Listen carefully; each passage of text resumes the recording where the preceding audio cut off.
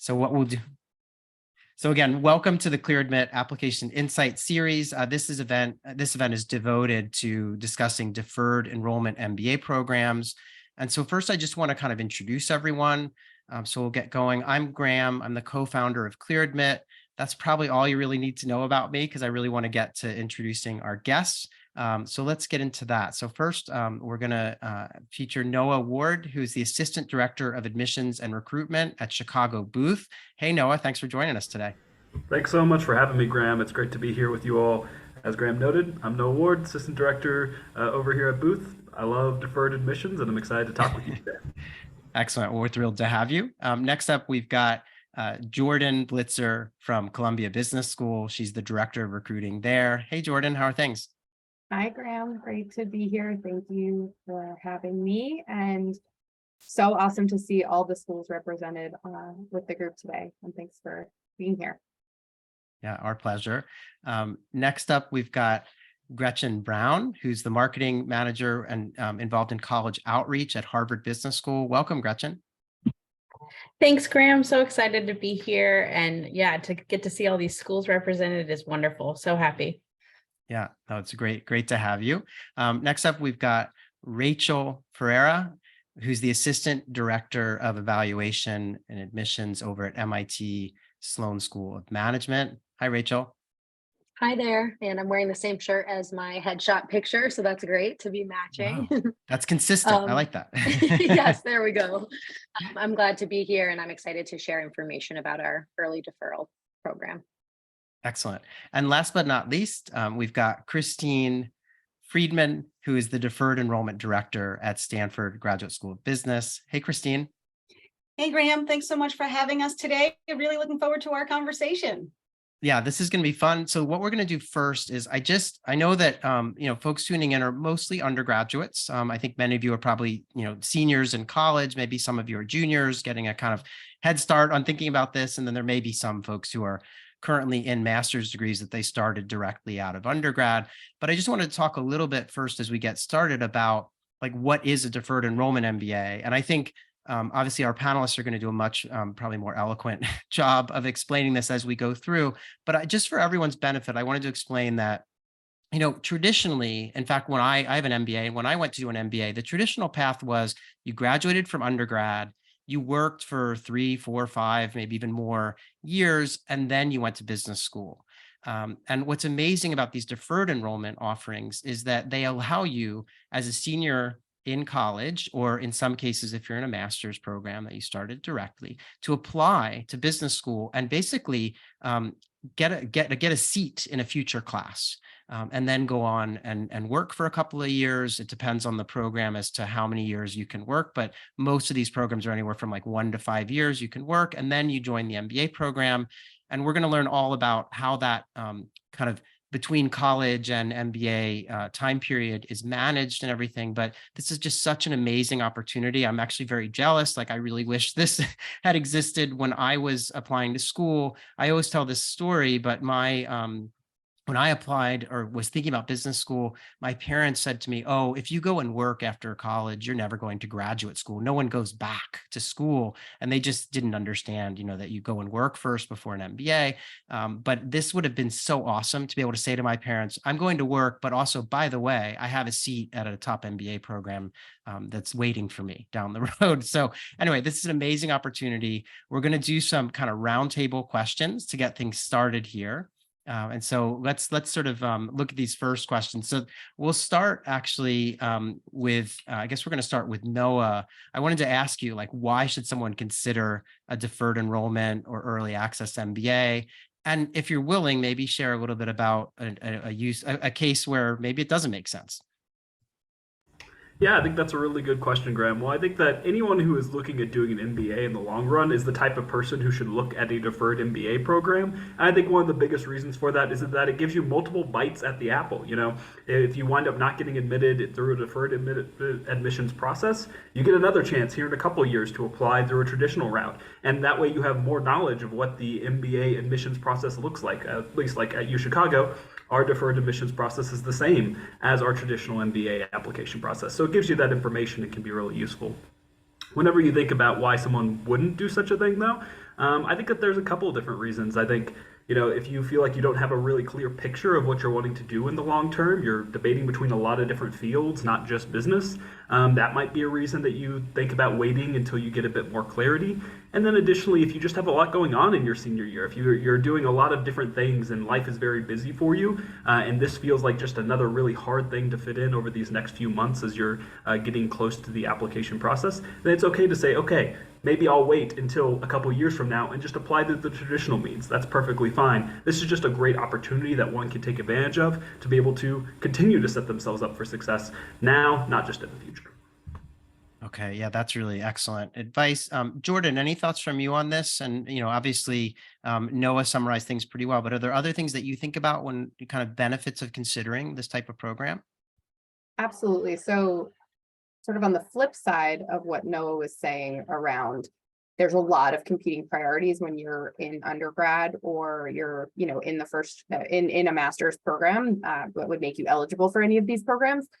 On the flip side, you actually may have significantly more time to dedicate to things like test prep or applications than you might in the working world. So I think often when I speak to folks who are weighing between these two options, I encourage them to think about, are you going into a job post graduation of undergrad or your master's that's going to be very time consuming, making it so you actually won't have a chance to take a standardized test or won't really be able to give it your all in terms of the application process. So while it may not feel like you have a lot of time now, depending on what field you end up going into, you may have more time as an undergrad or master's student than you would once you've hit the ground running in your job post-grad experience. So I kind of echo everything that Noah said. Otherwise, I think another big thing is that many of our schools waive the application fee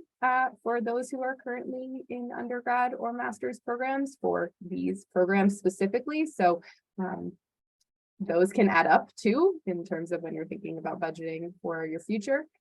So keep that tucked away as well. Got it. Gretchen at Harvard, any thoughts from you on this? Anything you want to add?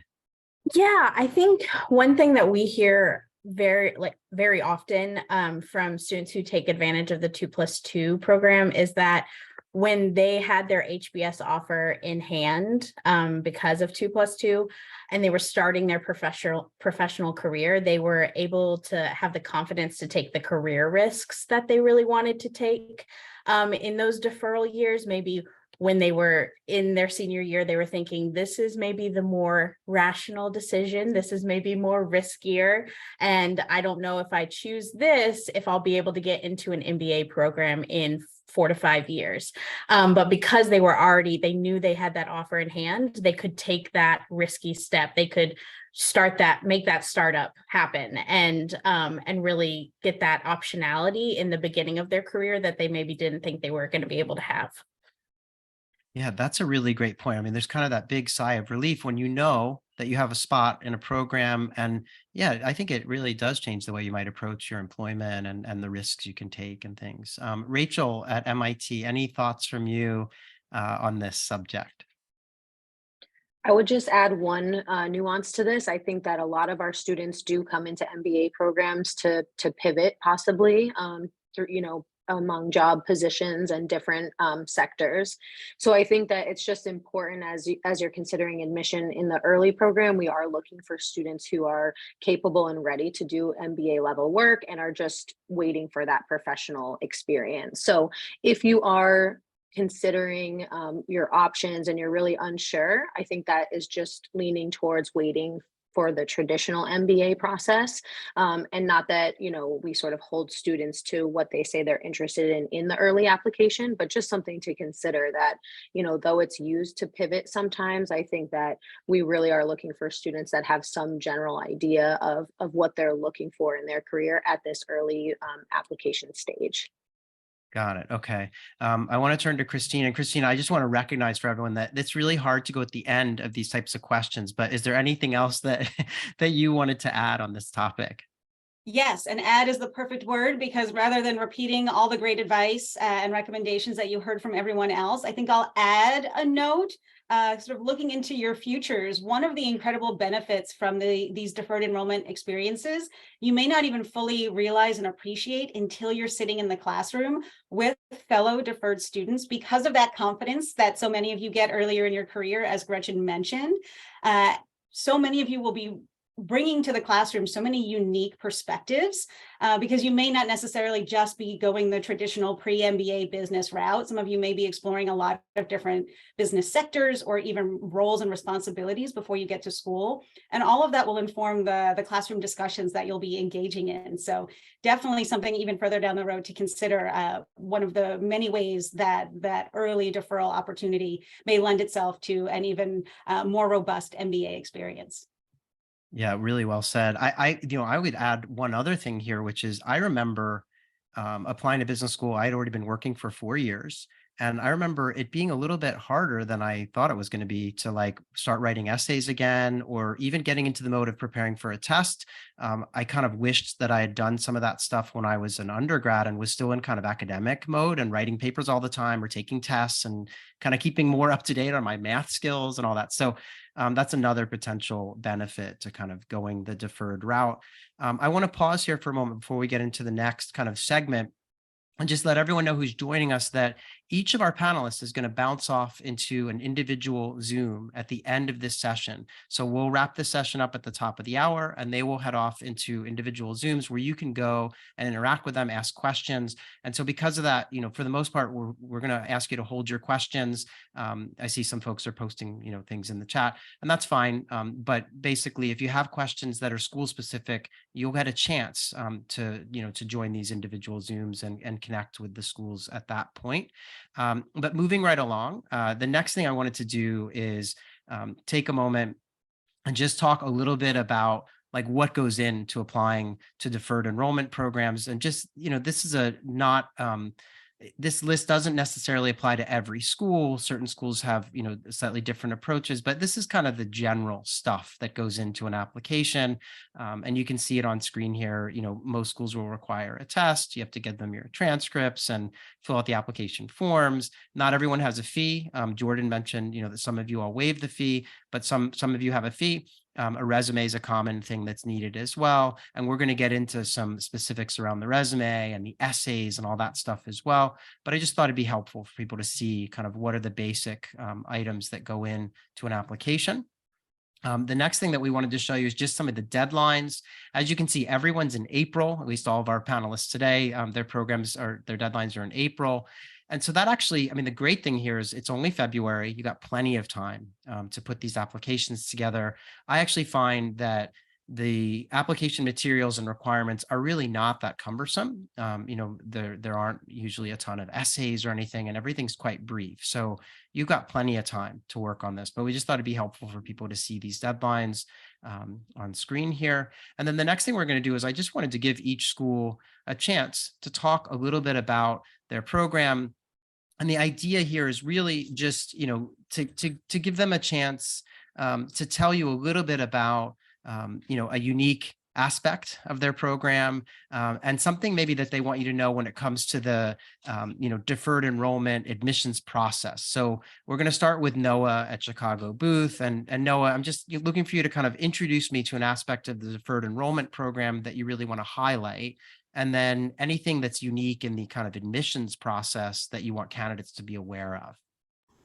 Thank you so much, Graham. Yeah, that's really some important questions to ask, and I think can help a lot of students as they're deciding, which programs to apply to, how to apply to them, all that sort of stuff. It's very important. I think one of the biggest things that I would talk about with the Boost Scholars program is the sense of community that we have within it.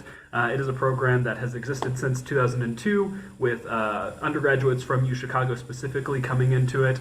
And then since 2019 has been undergraduate students from across the globe applying and entering into our program. And so we have people in multiple different countries all across the United States and everything. And so we try to create a lot of events and opportunities to connect both in person and online. For instance, we had a brunch in New York City this past December, as well as a skating event here in Chicago. We're also done a number of virtual events with alumni and things of that nature, just to allow for students to connect with one another during this early career period when you're kind of in so much transition and figuring out so many different things about life and how exactly to go about exiting out of undergrad and entering into your job. And so by having those connections with individuals that are going through this process with you, that are also experiencing all these transitions and changes, it really brings you together and fosters a great sense of community, I think.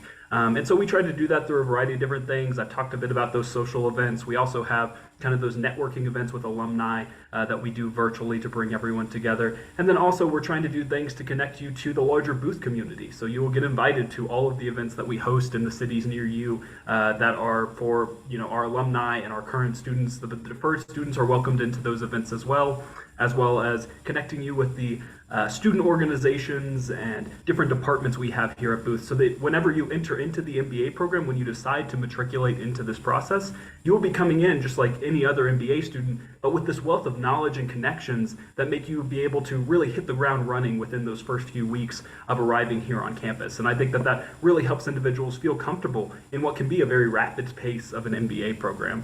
And then when thinking about, what is sort of unique about our application process, I think you'll hear from a lot of us today that our application processes are fairly similar, but something that I would highlight is with regards to the letters of recommendation. We get lots of questions on those, and so one of the things that I like to note is that we ask for at least one academic and one professional letter of recommendation. And so the academic letter of recommendation is usually what most undergraduate students want to submit from a professor or something along those lines. But we ask that you at least submit one from a professional source. So whether that's an internship supervisor, a volunteer coordinator, a student organization sponsor, a part-time job organizer, any of those individuals would be great sources of a letter of recommendation. And the reason for that is simply that we're going to be able to tell a lot about you as an academic individual based off of your GPA, based off of your test scores. But what we get less insight into is you as a leader, as someone who's working on a team, as someone who's solving problems within kind of that more business or organizational setting.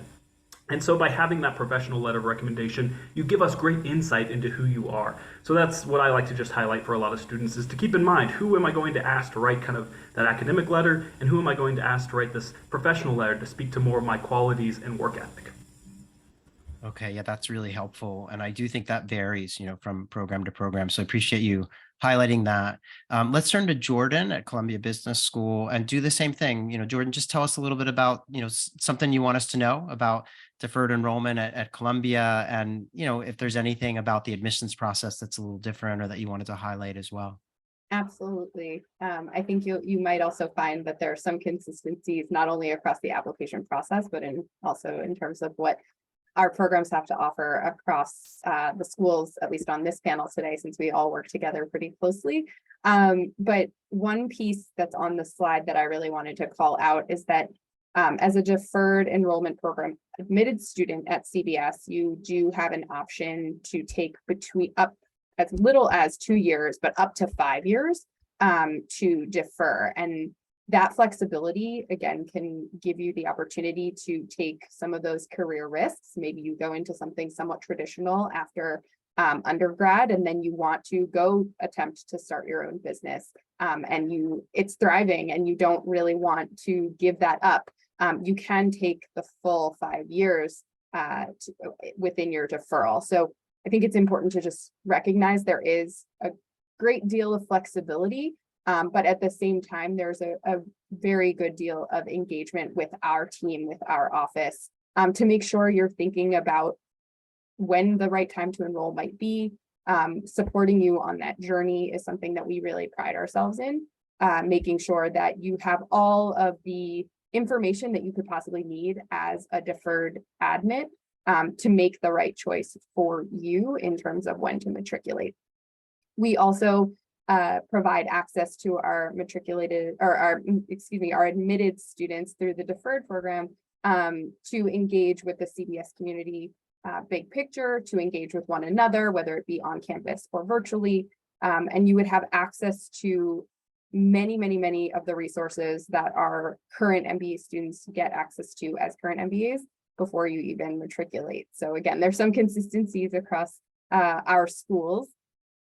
in that regard. I think in terms of what's unique about our application process, it's probably not unique amongst my peers, but unique for CBS in terms of the way our different processes work. So for deferred enrollment, our application cycle is not rolling. So if you apply to the full-time MBA, as we say, just in time, so this year to start an MBA this year, you are considered on a rolling basis. For deferred, it is essentially rounds based, which means we do not start reviewing applicants until mid-April, at that deadline point that Graham had up before, April 15th. So just keep in mind, it is sort of a departure for anyone who's considering CBS from what we do for the full-time MBA program. And interviews are by invitation, as mentioned on the previous slide, that some of our schools do have interview processes for these programs. We do, and those interviews are actually usually conducted by current students, second-year CBS students typically. So again, a little bit of a departure from our normal full-time process, but we love to engage our students, and we think that it's a really fruitful way for you as an applicant to get a sense as to whether or not the community fit is right. The interviews are behavioral in nature. You're not going to be quizzed on in any way other than what's on your resume and your academic experiences and potentially internship experiences to date. So big picture, I think that that's what we wanted to share here. And happy Great. to pass it back to you, Graham. Yeah, excellent. So one of the things I'm hearing, so far at least, that's really interesting is just this ability to bond with the other deferred enrollment admits and to have coming into the program. I'm just remembering when I went to business school, I came in and I didn't know anybody, right? Because there was like a welcome event a couple months before, but there wasn't this like long-term process. So that's really interesting and probably makes for, a lot of really amazing friendships that are forged. Let's move on and hear from Gretchen at HBS. Gretchen, talk to us about your 2+2 program. Again, highlight something about the program that you think is interesting, and then anything you want to share about the admissions process that is unique to HBS or just that you want on our radar. Yeah, I think first off, there are similarities amongst all of us, and I do think that in the 2+2 program, if you're accepted and in those deferral years, we have ways of our students connecting in those years.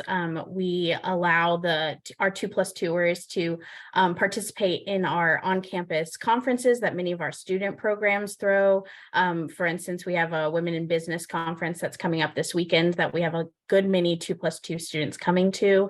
So there are ways to make those connections even on campus during those deferral years. But I also want to just highlight that one thing that's unique about Harvard Business School is the amount of that we use the case method in our classes, because I do think that's really important for students who are thinking about our program. Most of our classes, a primary amount of our classes are case-based. And so you are in these classes that are super dynamic and really getting to be in the position of the protagonist in a business decision. And a perk of that is that many of our faculty are the people who write these cases. So often you have the actual person who was in the real world example in the room and get to learn from them as well. And so I highlight this to say we also have our 2+2 deferred students who will come and visit campus and get to sit in on a class and get to experience that dynamic class type and really start to make those connections even within their deferral years. And then I think something just to think about in the admissions process that I just want to highlight, I don't think it's unique, but I always do like to highlight the fee waivers because we always say, especially for 2+2 applicants, not to self-select out. This is an opportunity for you to get in there early. And when it comes to financial need, and we don't ever want that to be a reason why students don't apply.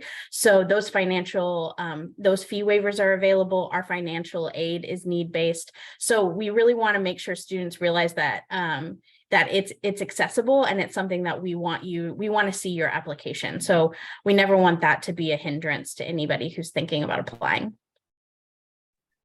Excellent. Yeah, that's a really important point. And I appreciate you talking about the case method too, because that is a unique feature of HBS. So let's move on and talk with Rachel at MIT Sloan. Yeah, Rachel, tell us a little bit about your program and anything you want to highlight, as well as the kind of admissions piece too.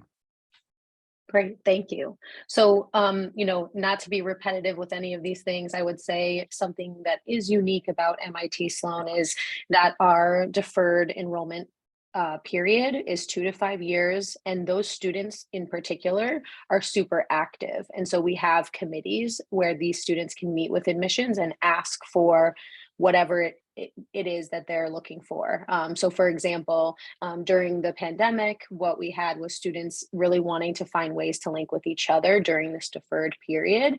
And so we were able to host career development webinars with our career services department. We really were able to cater to the students as they are in their deferral period in what they're needing professional wise, whatever information that they're looking for. We have student groups that are really taking the lead on creating networking events with admissions support, with alumni support. So really we're able to take this population and cater to what it is that would be helpful for those students during this deferment period. So we do connect students to each other and to current students and alumni, just like many of the peer schools here.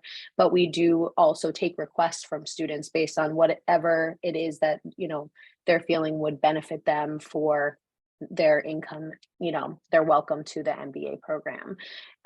In addition, I think that the 2 to 5 year deferment period is exciting, as we've seen in the world, just how much industry ups and downs and what we've faced all together is that everyone's life and challenges look a little different.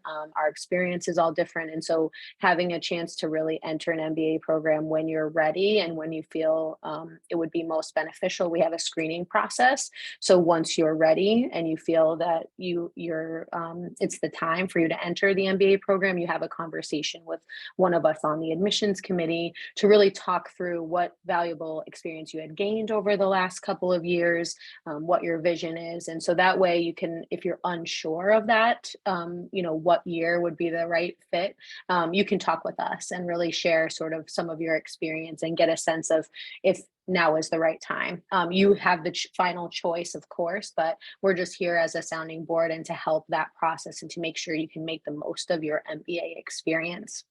In addition, our domestic students and international students are welcome to apply to our early program. So regardless of your undergraduate institution, that is open for students around the globe.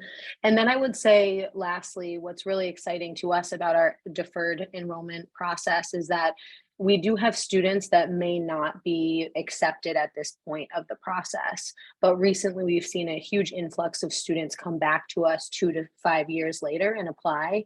And so we really are seeing students that may have not been admitted to the early program and are getting admitted to our traditional MBA program. So, if you are to receive a letter that you weren't hoping for, it doesn't mean that the school is sort of now out of reach for you. And we get really excited as the admissions committee to see some of those years of progress and what you've done in between. And so that would never be a reason to not come back and apply to the 2-year traditional MBA program. Got it. Yeah, and that echoes, I guess, what we heard at the very beginning, this idea that, you can always, if you don't make the cut when you apply deferred, you could still apply in a few years' time, as just part of the regular process. Let's move on. Christine, you've been incredibly patient, and I have a surprise in that as we go back through the next part, we're going to stay with you and go backwards through the alphabet so that no one is penalized just because of the first letter of their school. But let's hear a little bit about deferred enrollment at Stanford and anything you want to cite within the admissions process itself. Sure thing. Thanks, Graham. Well, I don't want to be repetitive, but it is so exciting to hear that so many of the resources and opportunities that we offer at Stanford GSB are also in existence at other programs as well during this deferral experience. So I'll just build on some of the things that folks mentioned. So one of the, I think, coolest things that happens during a deferral period is the sense of community building that you get to do during this time. not only with current students and alumni from these programs, but with each other, fellow deferred students from your program. So many of our schools facilitate different ways for you to build those connections. What I think is really exciting is that many of you will be getting ready to relocate after graduating. Some of you may be heading to new cities for the first time, and you can reach out to this community and potentially meet new friends and colleagues in the area who may also be just sort of settling into these new places. So it's a really incredible way to build immediate community for yourself. And what I think is particularly special for our deferred students is that when you arrive on campus, you will be the connectors, because you will be knowing each other over these 1, 2, 3, 4, and for some schools, 5 years. When you get to campus, you're not only going to know members of your own class, but you'll know the class above you, you'll know members of the class coming in after you. So you really will be an incredible communicator and connector across these different classes when you are on campus. I will note one thing that's a little different from the Stanford deferral application process. For many of the programs that you're hearing about today, and for other schools, they have a single deferred enrollment deadline or round that is really specific to that program. Stanford's a little different. You can actually apply for deferred enrollment in any of our 3 admission rounds. So the general advice I try to give you is, if you're thinking about other schools and you want to learn the decisions and the outcomes of all of those different potential opportunities, you may want to consider our 3rd round, which is in April. And as you saw, it aligns so well with many of those other deadlines. If you're sure Stanford GSB is the place for you, rounds 1 or 2 might be more kind of fitting with the timeline of everything else that you might have going on in your final year of university. Okay, yeah, that's a great point. And we sort of hesitated about whether to put those earlier deadlines on the screen, but you're right. If someone's a junior now and thinking about this for next year, then yeah, knowing that there's that, I think it's October and January, right, or the other 2. So yeah, great information. We're going to stay with you, Christine, for this next part. And that's really just, I wanted to kind of dig in on some of the application materials, and in particular, the essays. And, this first essay, What Matters Most to You and Why, it's been a hallmark of the Stanford application process for as long as I can remember. And I'm not even going to reveal how many years that is. But what I want to know is, if I'm an undergrad and I'm looking at this question, I've heard many times from everyone on your team that, it doesn't really matter what you pick, right? It's more, the story that you tell that supports it. But how should someone go about like brainstorming for this type of a question? Do you have any sort of tips or exercises they can do to kind of arrive at the story they want to tell? Absolutely, Graham. And yes, this is truly a hallmark of our application process. This is the time where I want to encourage all of you not to rush this experience. So often when you hear our students and alumni talk about their MBA experience at Stanford, they talk about it being a transformative one, and one that really sort of helps them become more self-aware. And many of them cite that this experience actually starts during the application process. No doubt from sitting and pondering a question like this one. And so the first thing I would recommend is giving yourself some time to think about it. Like Graham mentioned, there is no one right answer here. It can be a thing, it can be an experience, a feeling, a word, a person. It can be more than one thing, right? The answer to this question is going to be very unique for each and every one of you. But the advice we have in terms of how to actually kind of pick that apart, because I know certainly if I think back, if I was a senior in college, this would be a really tough question to answer. I think it's a tough question for any of us to answer, but especially as you're kind of kicking off your career, this isn't necessarily a question you've wrestled with before. So give yourself some time to think about it. I'll do a shout out to my colleague, Will. He's actually done a couple of workshops for how to actually think through how to go about writing this essay. So you can actually find his videos on our YouTube channel, and he gives some advice there. But sort of the key advice to think about is the second part of this question. What's your why? Maybe you jot down a few different things that really do resonate with you, that carry some meaning for you in your life. What's the why behind it? And once you come up with that why, maybe ask yourself that why again. And if you've got a few things that you're considering, keep digging through that why and see which one seems to resonate the most with you. And you may be onto something there. Got it. Yeah, that's great. Great advice. I just want to really quick ask you one other question, and then we'll kind of move on because we've got to keep things rolling here. But this one is more, I know there's a question in the application. I think it's in the application form where it just asks one to talk about how they're going to be productively engaged in the deferral, period. And my question for you is like, how does somebody approach this if they don't yet have their job lined up post college, or they're not really sure exactly what they're, going to do? They may have ideas about what they want to do, but how, so any advice on that, how they should approach it? Absolutely. Great question, Graham. Yes, good time to mention that for Stanford MBA, there is no required work path that you need to have during your deferral experience. We're actually really encouraging you to take this time to explore the different interests that you have, following your passions, because that's only going to enrich your own life and the classroom experience you'll be joining down the road. But when it comes to this question, we just generally like to get a sense of where you're at this moment in time. So some of you may already have an offer in hand, and you're going to tell us that. Some of you may be exploring a few different offers, and you would tell us that. Some of you, it's okay to say, I'm still working on that. I'm working on this application in April. I've still got a couple more months before graduation, and I'm still not quite sure exactly what I'm doing, but these are the different interests I have. It's just for us to kind of get a sense of, what have you done so far? What are you thinking about doing?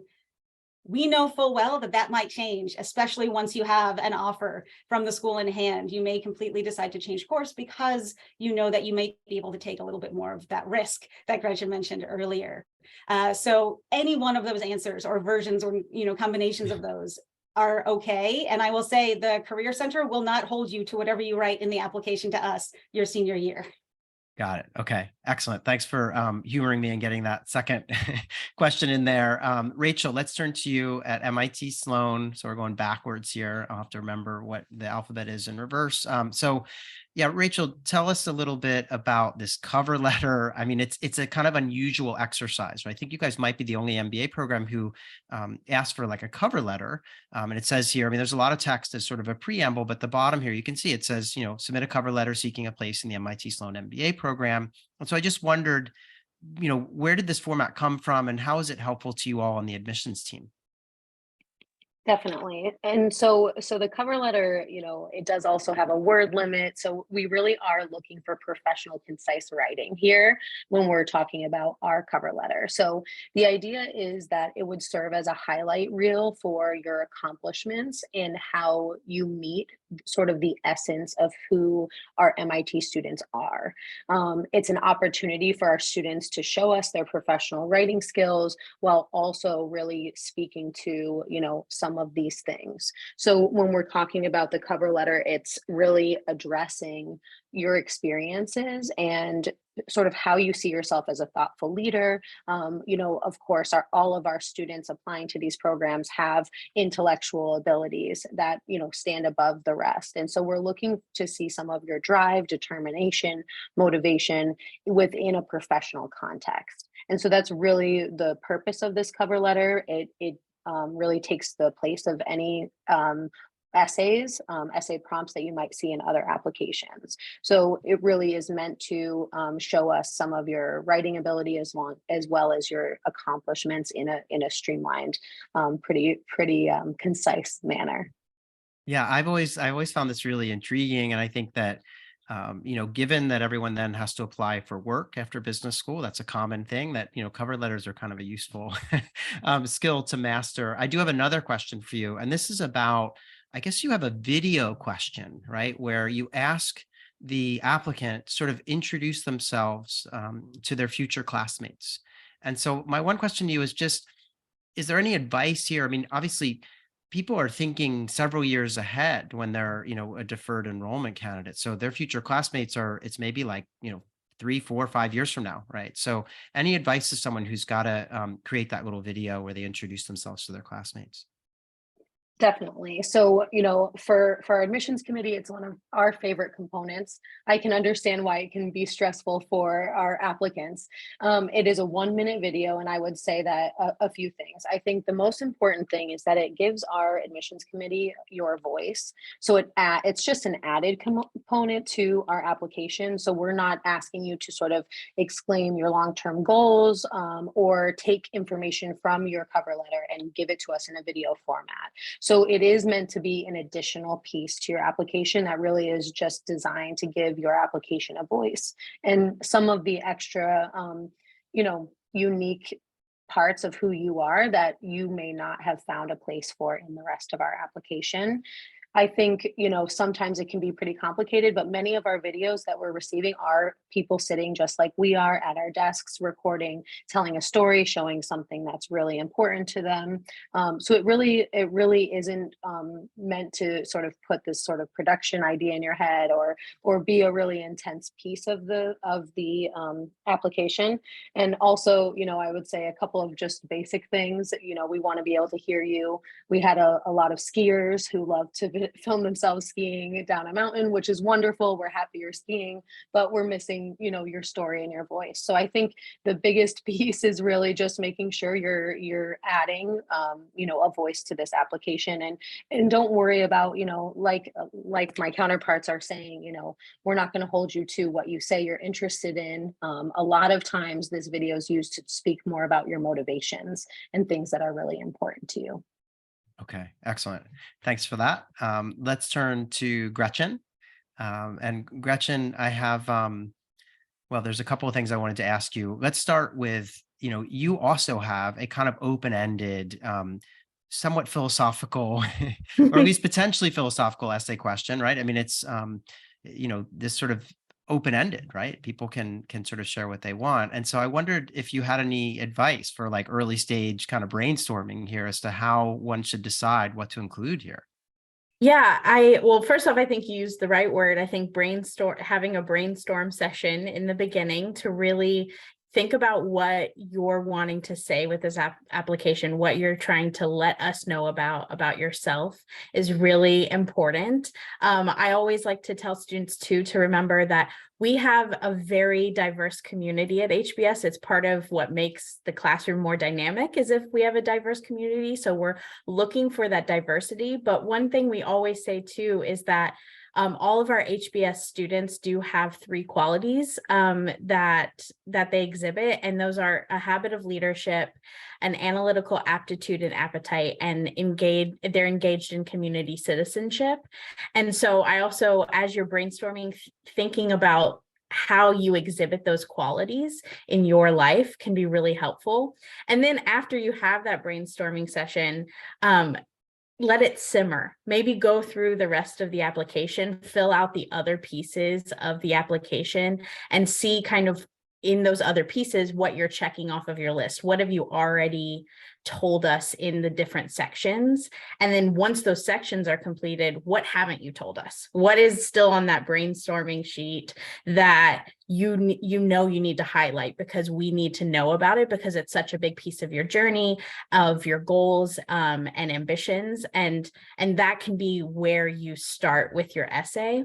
And I also like to highlight that it's not a writing competition. We want you to do your best, obviously, and write a good essay, but we want you to really be focusing on the content and letting us know what is important for us to know, and not trying to write so that you thinking about what we want to hear, but more so what you need to tell us, and what we need to hear from you, I think is really important. And that'll read as a more authentic essay in the long run anyway. And that's what our evaluation team is going to respond to.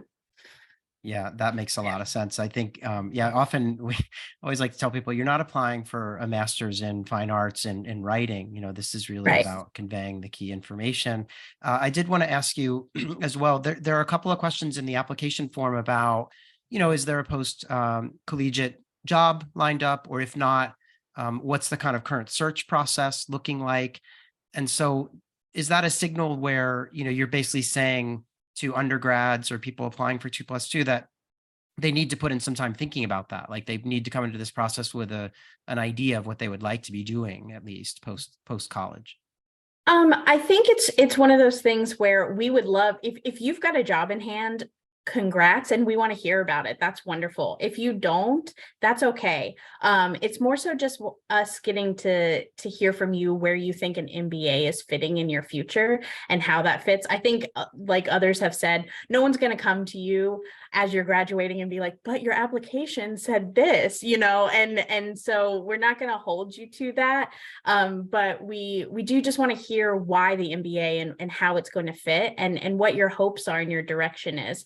And that can really be more so your focus when you're thinking about that section. Okay. Yeah, that's terrific. And I do think, people get more out of going to business school if they've done some of this, brainstorming. It seems like it's so much easier to hit the ground running if you have a sense of what you're hoping to accomplish by earning the degree. Jordan, let's go to you and talk a little bit about Columbia. The first question I had for you is, so we'll ignore the essays for 1 second, but you have a question in your application where, you're basically asking for a resume. And on the resume, you say that candidates can share post-undergrad job offers. So if they've got an offer in hand or maybe multiple offers. So this is a really simple question. I just want to understand, like, how should one put that on the resume? Is it just enough to have kind of the company name and the title? And I mean, are you looking for, salary? Like, what is it that you guys want to know? Great question. So first, to sort of table set, I just want to echo something that Gretchen said, which is it's not a requirement to have a job offer to be successful in the application process with us. My first set of guidance on this is if you have a career management center that is affiliated with the school that you go to, lean on them, ask them for guidance. What is some schools have very strict rules about how you would outline something like this, even just for a professional resume. Make sure that you're staying within the guidelines of your own current undergraduate institution. First and foremost, you're a representative of that organization right now. In terms of if you don't have that access or you don't wish to leverage a career management center at your current institution, our recommendation is just to make sure that the company name, if you're comfortable sharing it, is on your resume, what your role will be, and when you anticipate starting. If you have multiple offers that you're considering, my recommendation for applicants is typically to leverage our optional essay, where you can write a couple of sentences around, these are the offers that I'm considering. This is the one that's the front runner right now, but I have until XYZ dates to make a final decision. We on the admissions committee at all of these schools, but at CBS, are human beings, and we understand that if you have choices, sometimes those choices take a little while to make, and we don't want you to rush making a decision on employment just to make sure that you can check a box on an application or be able to put it on your resume. So take the time that you need, the thought that you need to put in to make sure you're making the right employment choice. But let us know what those options look like in terms of the resume. That's perfect. So looking at the essay questions, these sort of short answers, really, I wanted to know, are there any advice on this leader you admire question? Like, are there any no-nos? Like, are there people where you're like, oh, we've heard somebody write an essay about this person like a million times? Like, is there sort of any no-go territory, or is it doesn't matter, just pick someone that inspires you kind of thing? The latter, for sure. I think that there is a misconception that we want you to pick a Columbia alum. That is not true. If they happen to be a Columbia alum, that's amazing, but it's not like bonus points if you pick a Columbia alum. Really pick someone who matters to you, and make sure, I think Christine mentioned this in sort of responding to GSB's question, the why is really what's important here.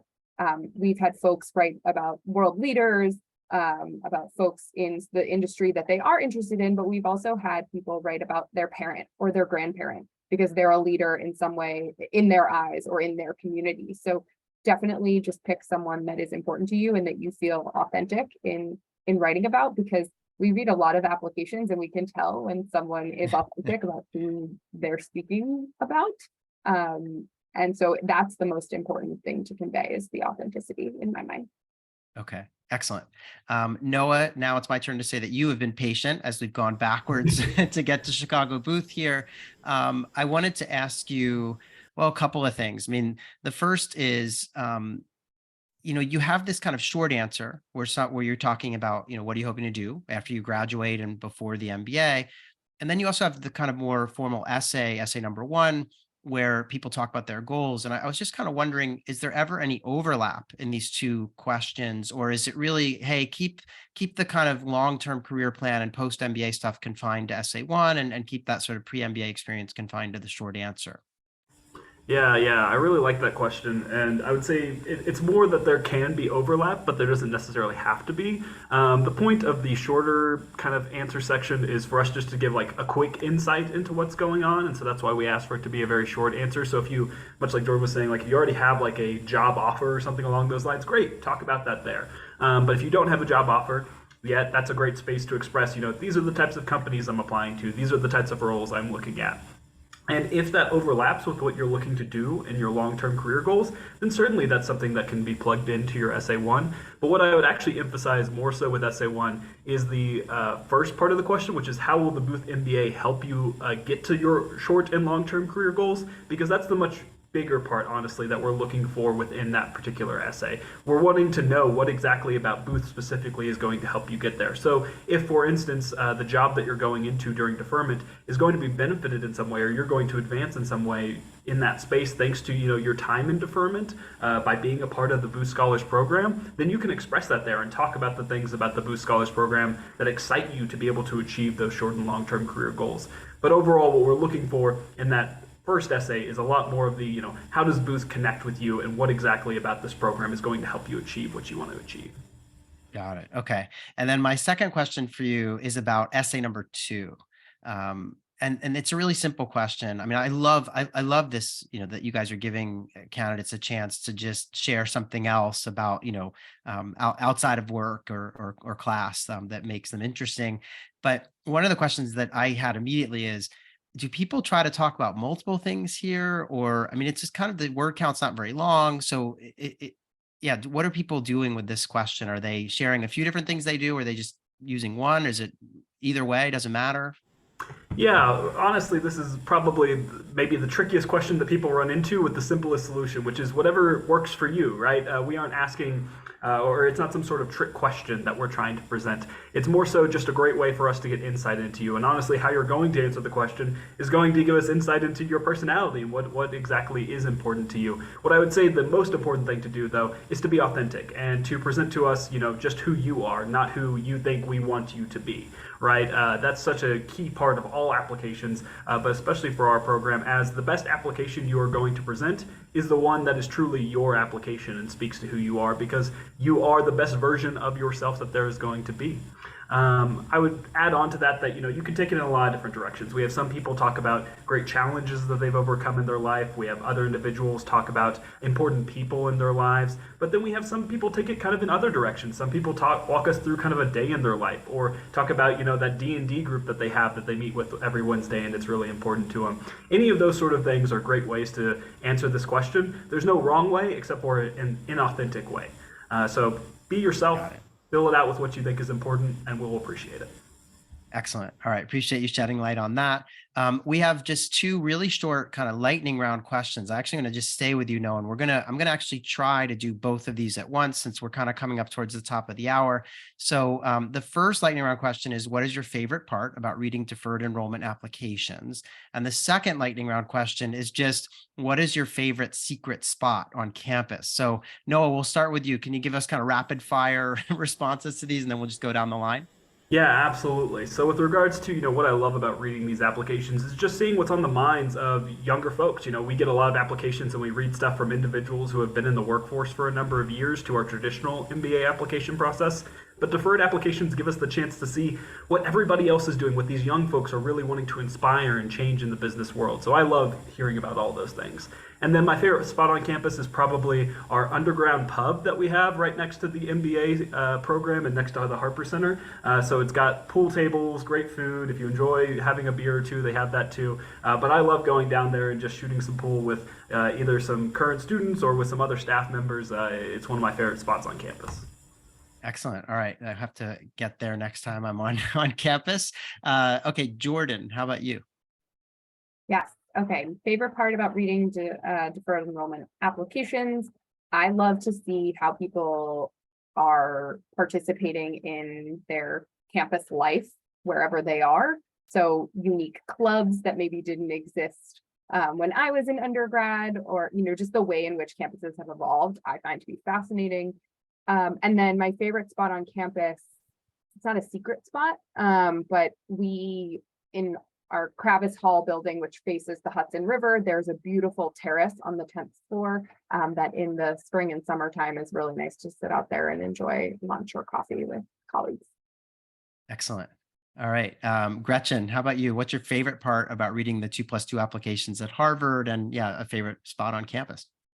I think my favorite part about reading the applications is really just getting to hear the stories, to hear what is exciting for students, what's led them to this point of wanting this degree and this change possibly in their life. I think it's just fun to get to hear what's gotten them to the point of me reading their application and what they're passionate about. And our mission is our students make a difference in the world. And so it's really cool to get to read these applications and think of like, oh, this is a person that's going to make a difference in the world. So that's exciting.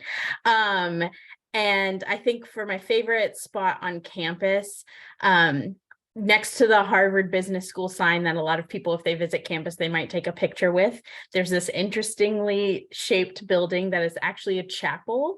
But in the foyer of that chapel, there is a koi pond, and it's really quiet and just like a nice little place to go and find a little moment of Zen if you need to, and see some animal life. And it's not many people know about it. So it's a pretty cool spot.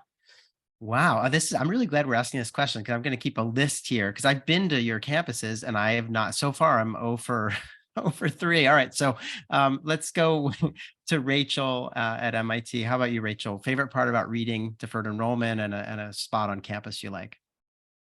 Definitely. So, one of our guiding principles is mind in hand. And so I think our applicants are students who are already solving important problems and are contributing so much to their undergraduate institution. So it just, again, to reiterate, it just feels that, our candidates are already making an impact on the world and will continue to do so. So it's inspiring and reinvigorating to read those applications.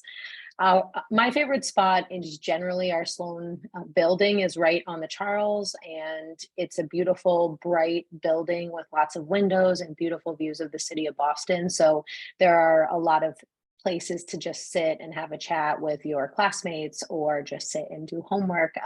It has a beautiful backdrop of the city of Boston. So it's more of a general place that's open to everyone, but it's beautiful. Excellent. Nice. I can confirm I've actually been to that spot. So can confirm that I've seen the view. It's nice. Christine, how about you? A favorite part about reading Deferred Enrollment apps and a spot on campus? Yeah, well, again, not to be repetitive, I'm going to look a little ahead. It's not just reading the applications, but I've been doing this a long time. So one of the most rewarding elements of my work is getting to watch our deferred students grow from the time they first apply, remembering reading their application, then seeing what they've done with their life and their careers and their early stages before they join us, and then seeing how they continue to grow and transform during their time on campus. So just the entire sort of life cycle of a deferred student, from applying to when you become an alum and then start helping us at our deferred events. It's an incredibly rewarding opportunity for us to see how our students are going out there and having those positive impacts, both early in their career and then after when they become alumni. So certainly the most satisfying part of the work. For me, favorite spot at the GSB is this beautiful art installation we have right in front of our auditorium, the Monument to Change. As it changes, if anybody has seen the picture online, it's just a beautiful place, and you can definitely go and have your moment of Zen there because the monument is never endlessly changing. So it's really beautiful. All right. I appreciate Rachel and Christine coming up with ones that I've actually seen and I'm familiar with. So that is a really cool work of art. If you're ever on the GSB campus, check it out. So now what's going to happen is our panelists are going to jump out into individual Zoom breakout rooms where you can connect with them.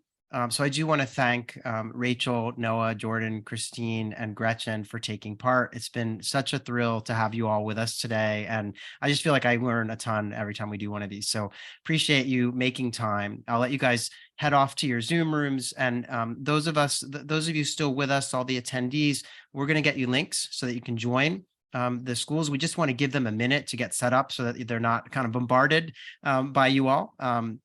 but we'll get them set up. And yeah, so the links are forthcoming. I do want to thank everyone. I also wanted to just give you a couple of tips while we're kind of waiting still. So, if you're applying for deferred enrollment, these are just 5 kind of quick tips. And we did these last week, so I apologize if there's any repetition.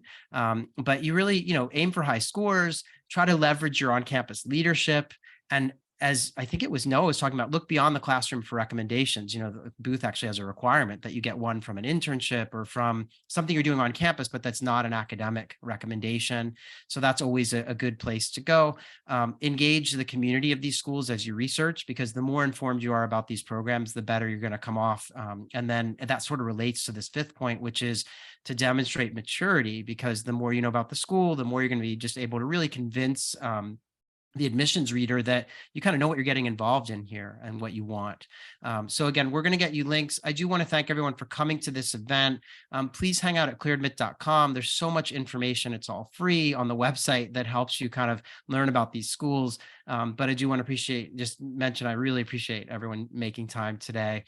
So yeah, hop on over to the breakouts. You can, we'll post them in the chat here, and you can, I would recommend you copy and paste them somewhere so that you can bounce from one room to another if you have multiple questions you wanted to get answered. But yeah, thanks so much, and stay tuned to clearadmit.com for more news and notes and other future events. So thank you so much.